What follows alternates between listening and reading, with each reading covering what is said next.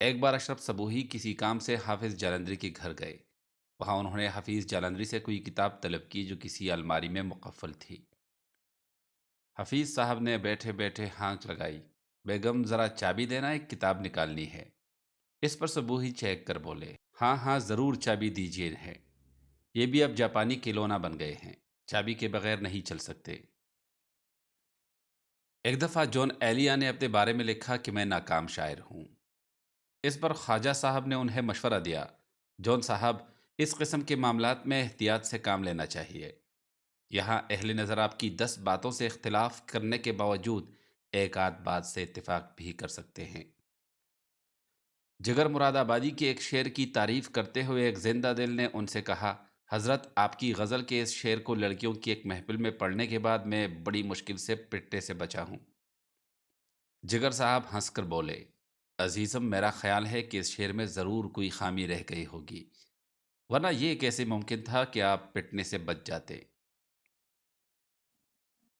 منٹو اور کرشن چندر دونوں Delhi radio station سے وابستہ تھے۔ آپس میں افسانہ نگاری کا ایک خاموش مقابلہ بھی جاری رہتا تھا۔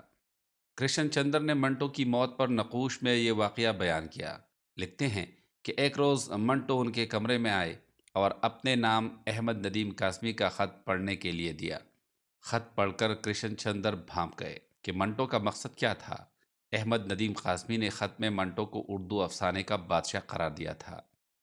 منٹو یہ خط دکھا کر کرشن چندر پر اپنی برتری ثابت کرنا چاہتے تھے۔ جواب میں کرشن چندر نے دراز کھول کر احمد ندیم قاسمی کا ایک خط منٹو کو پڑھنے کے لیے دیا۔ منٹو خط پڑھ رہا تھا اور کرشن چندر اس کے چہرے کے تاثرات دیکھ رہے تھے۔ خط میں قاسمی صاحب نے کرشن چندر کو اردو افسانے کا شہنشاہ قرار دیا تھا۔ یہ پڑھ کر منٹو کا پھولا ہوا سینہ نارمل ہو گیا۔ ایک بادشاہ اور ایک شہنشاہ، دونوں میں تفریق کرنا مشکل تھا۔ احمد ندیم قاسمی کا بھلا ہو جنہوں نے افسانہ نگاری کا مقابلہ برابری کی بنیاد پر ختم کر دیا۔ منیر نیازی نے اپنا ایک واقعہ سنایا۔ ایک دفعہ ایک تانگے میں دیگر سواریوں کے ہمراہ کہیں جا رہے تھے کہ اس تانگے کے ایک اور تانگے والے سے ٹھن گئی۔ اب دونوں تانگے نہایت خطرناک انداز میں برابر برابر سڑک پر ریس لگانے لگے۔ منیر نیازی اور دیگر سواریوں نے گھبرا کر شور مچا دیا کہ تانگے کی رفتار کم کرو۔ جب اصرار بڑھا تو ان کے کوچوان نے مقابل کوچوان کو یہ کہتے ہوئے گھوڑے کی لگام کھینچ لی، پتر جے میریا سواریا بغیرت نہ ہوندیا تھے تینو دسدا۔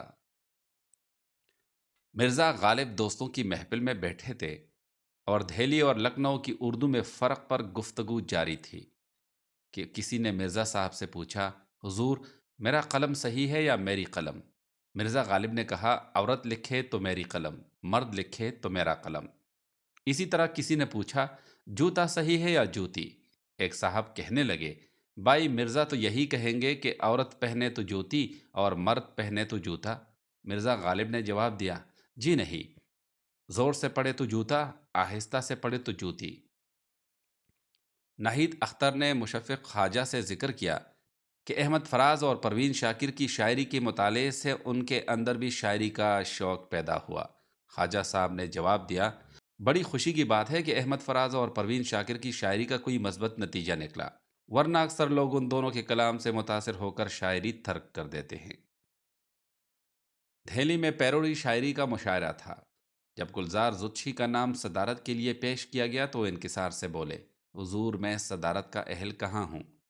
اس پر کنور مہندر سنگھ نے فرمایا، مطمئن رہے، آپ بھی صدر کی پیروڈی ہی ہے۔ بزرگ ناول نگار ایم اسلم علامہ اقبال سے اپنی ارادات اور ان سے وابستہ یادوں کو تازہ کر رہے تھے۔ انہوں نے حاضرین کو بتایا، ایک دن علامہ خوشگوار موڈ میں تھے، حقے کی نلی ان کے ہاتھ میں تھی، مولانا گرامی بھی موجود تھے، دونوں باری باری کش لگاتے اور علم و فضل کی موتی رولتے تھے۔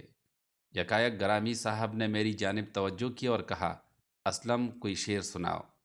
میں نے تازہ کہا ہوا شعر سنایا۔ مولانا گرامی نے تعریف کی، لیکن علامہ خاموش رہے۔ میں نے دوبارہ شعر پڑھا اور علامہ کا رد عمل دیکھنے کے لیے ان کی جانب دیکھا۔ علامہ نے حقے کی نلی لبوں سے الگ کی اور کہنے لگے، اسلم نثر لکھا کرو۔ سو حاضرین، وہ دن اور آج کا دن، میں علامہ کی نصیحت پر عمل پیرا ہوں، نثر لکھتا ہوں اور شعر کو ہاتھ نہیں لگاتا۔ پچھلی صفوں سے کسی نے سوال کیا، علامہ نے آپ کی نثر دیکھی تھی؟ مشہور محقق اور عالم مولانا محمود شیرانی حیدرآباد دکن گئے۔ ایک تقریب میں ایک صاحب نے ان سے کہا، شیرانی صاحب آپ کی ایک نظم مجھے بہت پسند ہے۔ کون سی نظم بھائی؟ مولانا نے استفسار سے کہا۔ وہی جس کا مصرع ہے، بستی کی لڑکیوں میں بدنام ہو رہا ہوں۔ مولانا نے ٹھنڈی سانس بھری اور بولے، یہ نظم میری نہیں، میرے نالائق بیٹے اختر شیرانی کی ہے۔ وہ تو محض بدنام ہو رہا ہے، میں اس کی کرتوت سے رسوا ہو رہا ہوں۔ ہاشم رضا زیدی صاحب پاکستان کے ایک معروف بیوروکریٹ تھے۔ ایک مرتبہ جوش ان سے کسی کام کے سلسلے میں ملاقات کو گئے۔ سیکرٹری نے کہا، صاحب میٹنگ میں ہیں۔ جوش صاحب نے ایک چٹ لی اور لکھا، ہاشم رضا میں شمر ہے سارا چھپا ہوا، زیدی میں چاروں حروف ہے شامل یزید کے۔ یہ پرچی دی اور چلے آئے۔